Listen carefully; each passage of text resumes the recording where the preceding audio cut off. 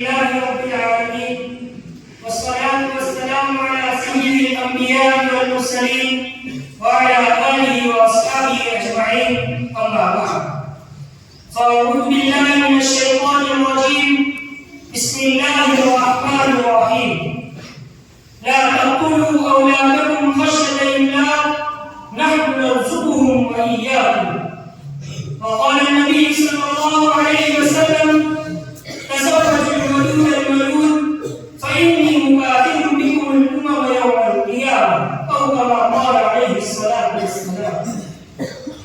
معزز سامعین کرام اور حاضرین مسابقہ، اس میں پرشکار ہے کہ مذہب اسلام وہ واحد مذہب ہے جو اپنی جامعیت کے اعتبار سے بے نظیر اور بے مثال ہے، جو لازوال اور باکمال ہے، جو تمام مذاہب عالم میں ممتاز اور منفرد ہے، جس میں حیات انسانی کے تمام قوانین کو مکمل طور پر بیان کر دیا گیا ہے. زندگی کا کوئی ایسا مرحلہ نہیں جس میں اسلام کا پیش کردہ دستور حیات ہماری رہنمائی نہ کرتا ہو. زندگی کا کوئی ایسا گوشہ نہیں جس میں اسلام کا پیش کردہ ضابطۂ حیات ہماری دستگیری نہ کرتا ہو. زندگی کا کوئی ایسا مسئلہ نہیں جس میں قرآن ہماری قیادت نہ کرتا ہو، اور زندگی کی کوئی ایسی منزل نہیں جہاں پر پہنچ کر شریعت محمدی دستور دیتی ہے، بلکہ ہر آن ہر لمحہ ہر وقت ہر گھڑی اسلام کی تعلیم آپ پر رہنمائی کرتی ہوئی ملے گی. عبادت ہو یا سیاست، معاشرت ہو یا تجارت، خلوت ہو یا جلوت، خوشی ہو یا غم، جینا ہو یا مرنا، ہر جگہ شریعت اسلام یا یکتا اور منفرد حیثیت کرتی ہے. اسلام ہی وہ مذہب ہے جس نے دنیا کو تہذیب و تمدن کا درس دیا، انسانیت کا پیغام دیا، جینے کا سلیقہ سکھایا اور معاشرت کا وہ درس بتایا کہ بڑے بڑے دانشوران نے قوم کو اسلام کے در پر ماتھا ٹیکنے پر مجبور ہونا پڑا. فارس و روم کی عقلیں حیران ہو گئی، سکندر و دارا کی زبانیں خاموش ہو گئی اور کہنا پڑا واقف تو ہے اس راز سے یہ دار وطن بھی، واقف تو ہے اس راز سے یہ دار وطن بھی، ہر دور میں تکمیل وفا ہم سے ہوئی ہے.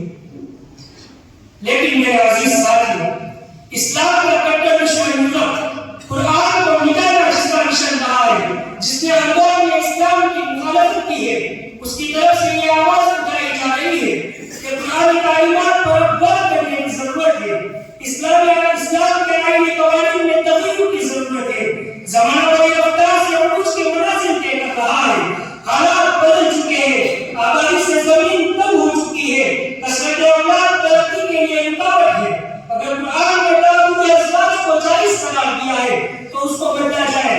اگر پیغمبر اسلام نے تصرف فرمایا ہے تو اس پر غور کیا جائے. اگر مذہب اسلام میں کثرت اولاد کو بنظر تحسین دیکھا گیا ہے تو اس پر نظر ثانی کی جائے. یہ سب وقت کی باتیں نہیں اور اس کی کوئی گنجائش نہیں ہے. جگہ جگہ نسبندی اور فیملی پلاننگ کی آواز اٹھائی جا رہی ہے. سڑکوں اور چوراہوں پر ہم تو ہمارے جو ایک کے بعد ابھی نہیں، دو کے بعد ابھی نہیں کے نعرے لگائے جا رہے ہیں. انٹرنیٹ کے ذریعے پوری دنیا کو اس کی تعلیم دی جا رہی ہے. ایسا کیوں؟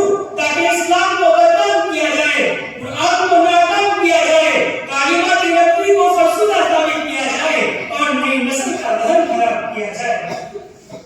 لیکن اے وقت تم اس کو کھوپڑی دیوار مت سمجھ، اے وقت تم اس کو کھوپڑی دیوار مت سمجھ. صدیوں سے زلزلوں کے مقابل رہا ہوں میں، اور نور خدا ہے کفر کی حقیقت کے اندازن فنکوں سے یہ چراغ بجھایا نہ جائے گا.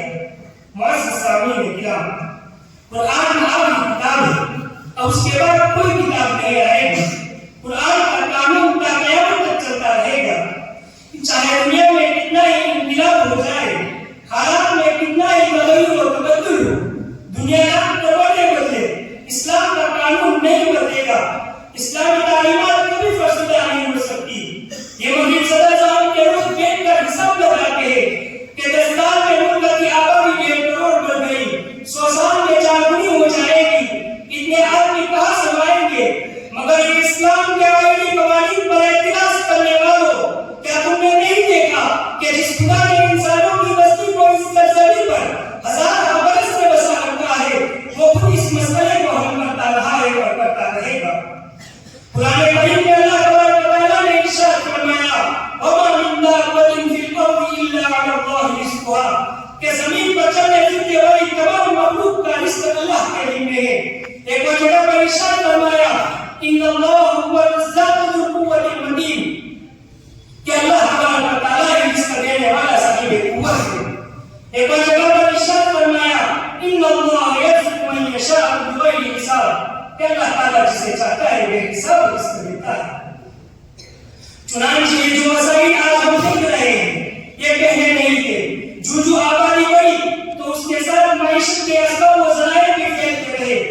آج سے 1000 برس قبل چولہے پر رکھی ہوئی ہانڈیوں سے اٹھتی ہوئی بھاپ دکھائی دے رہی تھی، مگر کسی کو یہ اندازہ نہ تھا کہ 18ویں صدی کے نصف آخر میں یہی بھاپ اس طرح کے کتنے دروازے کھولنے والی ہے.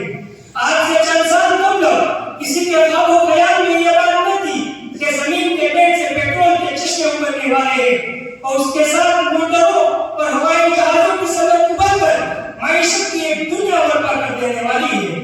پہلے لوگ جھوپڑیوں اور پہاڑوں کی کھوہ میں زندگی گزارتے تھے، مگر آج سنگ مرمر کا مکان، خوبصورت بلڈنگیں، فلک پوش عمارتیں ہیں. پہلے لوگ ڈاک کے ذریعے اپنا پیغام بھیجتے تھے، مگر آج کمپیوٹر اور انٹرنیٹ کا زمانہ ہے. ذرا بتاؤ تو صحیح ان تمام چیزوں میں کس کی کرشمہ سازی ہے؟ ان تمام چیزوں کے وجود میں کس کی کار فرمائی ہے؟ کس نے یہ دہن دیا؟ کس نے یہ سبق پڑھایا؟ کس نے فضا پر حکومت کرنا سکھایا؟ کس نے چاند پر کمر ڈالنا سکھایا؟ اور ذرا بتاؤ کس نے تم کو زمین پر چلنا سکھایا؟ کس نے تم کو جینے کا طریقہ بتایا؟ ان تمام سوالات کا جواب کیا دو گے؟ یہی نا کہ ان تمام چیزوں کے وجود میں اسی ایک ذات کی کرشمہ سازی ہے جو خالق کائنات ہے، جو مالک کائنات ہے، جو رب السماوات والارض ہے، جو رزاق ذو القوۃ المتین ہے، جو ساری دنیا کا پالنہار ہے. اس لیے آج سے 1400 سال قبل جبکہ زمانہ جاہلیت میں لڑکیوں کو سندر لڑکوں کرنے کا عام مزاج تھا، بے گناہ معصوم بچیوں کی زبانیں کاٹ کی جاتی تھی، معیشت کے خیالات نے ان کو دیوانہ کر دیا تھا، تو قرآن کریم نے اعلان کیا لا تقتلوا اولادکم خشیۃ املاق نحن نرزقهم وإیاکم کہ اپنی اولادوں کو معیشت کے خوف سے قتل نہیں کیا کرو. لیکن اس کے ساتھ ساتھ یہ بھی بیان فرمایا وابتغوا من فضل اللہ کہ اللہ کے رزق کو تلاش کرو. ایک اور جگہ پر ارشاد فرمایا ولا تنس نصیبک من الدنیا کہ دنیا میں اپنا حصہ حاصل کرنا مت بھولو. ایک اور جگہ پر ارشاد فرمایا ولا تجعل یدک مغلولۃ کہ اپنے ہاتھوں کو بندھا ہوا مت رکھو. یعنی اسلام رحمانیت اور جوہیت کی تعلیم لے کر نہیں آیا جاؤ اور رزق کو تلاش کرو، بلکہ زمینوں کو کاشتکار بناؤ، جھاڑیوں سے زمین نکالو، کوشش تم کرو روزی ہم دیں گے.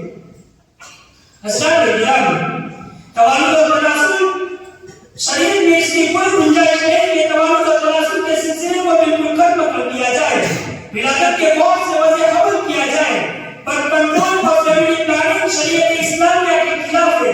اور کیوں نہ ہو جبکہ ضبط ولادت ساری بدکاری اور بے حیائی کی جڑ ہے، اس سے معاشرہ تباہ و برباد ہو جاتا ہے، بے حیائی عام ہو جاتی ہے، بد اخلاقی اور بدکرداری کی آگے چل پڑتی ہے. انہی خرابیوں سے متاثر ہو کر یورپ کے مشہور عالم ڈاکٹر ستیاپی اپنی کتاب فیملی پلاننگ میں لکھتا ہے کہ بس کنٹرول کے ثمرات بہت خطرناک نکلتے ہیں، سکون قلب ختم ہو جاتا ہے، نیند کا نام و نشان نہیں رہتا، اور دیوان ہو جاتی ہے اور بے شمار خرابیاں پائی جاتی ہیں. یہ رائے ہے ایک دشمن اسلام کی، مگر اس نے واقعی کی صحیح تفسیر کی ہے، حقائق کا انکشاف کیا ہے. اگر تمہیں اس کا اعتراف نہیں ہے تو تم ہمیں بتاؤ کہ ویتنامی ملک نے امریکہ کو کیوں پریشان کر رکھا ہے، امریکہ کو اس کے سامنے کیوں جھکنا پڑ رہا ہے، اور یہ بھی بتاؤ کہ چین کے نام سے امریکہ کے مذہب پر کبکباہٹ کیوں طاری ہو جاتی ہے، اور بتاتے جاؤ کہ اسامہ بن لادن کے نام میں ان کی نیندیں کیوں خراب کر رکھی ہے. سکھائے ہے محبت کے نئے انداز مغرب نے، سکھائے ہے محبت کے نئے انداز مغرب نے، حیا سر پیٹتی ہے قسمت فریاد کرتی ہے. حضرات محترم، توازن و تناسب معاشرے کی فلاح و بہبود اور سماج کی تشکیل کی پہلی ضرورت ہے. اس لیے حضور اکرم صلی اللہ علیہ وسلم نے ارشاد فرمایا تناکحوا تناسلوا، نکاح کرو نسل بڑھاؤ.